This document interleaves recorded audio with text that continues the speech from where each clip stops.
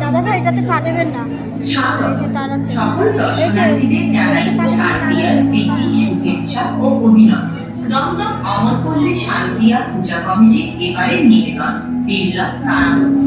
আমরা দাঁড়িয়ে আছি কলকাতার প্রাচীন ও ঐতিহ্যমণ্ডিত বিড়লা তারামণ্ডলের কৃত্রিম অরুণ আলোয় উদ্ভাসিত আকাশের নিচে, যা আমাদের ভাবিয়েছে, শিখিয়েছে, দেখিয়েছে বিজ্ঞানের দৃষ্টিতে ওই সুদূর মহাকাশের এক রহস্যময় জগৎ।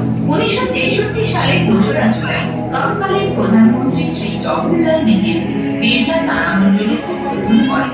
তারপর এক দীর্ঘ সময়কাল ধরে কলকাতা শহরের এই তারামণ্ডলটি হয়ে উঠেছে মহাকাশকে ছুঁয়ে দেখার এক বিস্ময়কর ঠিকানা। পিতৃপক্ষ অবসানের পর দেবী পক্ষের আকাশে চাঁদ, পশ্চিম আকাশে সন্ধ্যে তারা যেন এই শহরকে করে তুলেছে আলো আনন্দমুখী। মানুষের সৃষ্টিশীল মন ওই ইতস্তত ছড়িয়ে থাকা নক্ষত্রমণ্ডলীর ভেতর খুঁজে পেয়েছে নানান আকার।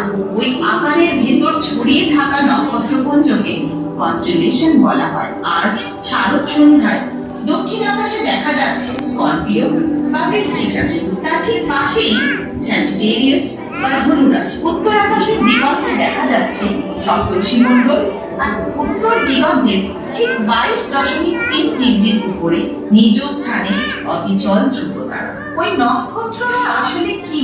বাস্তবে তারা প্রত্যেকে এক একটি ধারণার অতি বিশাল অগ্নিকুণ্ড, যেখানে নিরন্তর পারমাণবিক শক্তি নির্গত হয়ে চলেছে। বহু বহু দূর আলোকবর্ষে অবস্থান করছে বলেই এদের আলোক বিন্দু বলে মনে হয়।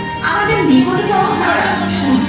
সূর্যকে কেন্দ্র করেই আমাদের এই সৌরজগৎ, যেখানে 8টি গ্রহ সূর্যকে প্রদক্ষিণ করে চলেছে, যেখানে একমাত্র পৃথিবী ছাড়া আর কোনো গ্রহে এখনো প্রাণীর অস্তিত্ব পাওয়া যায়নি।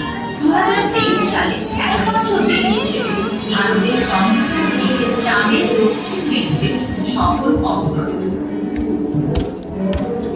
ইন্টারন্যাশনাল স্পেস স্টেশন পৃথিবীর কক্ষপথে মানুষের দৈনিক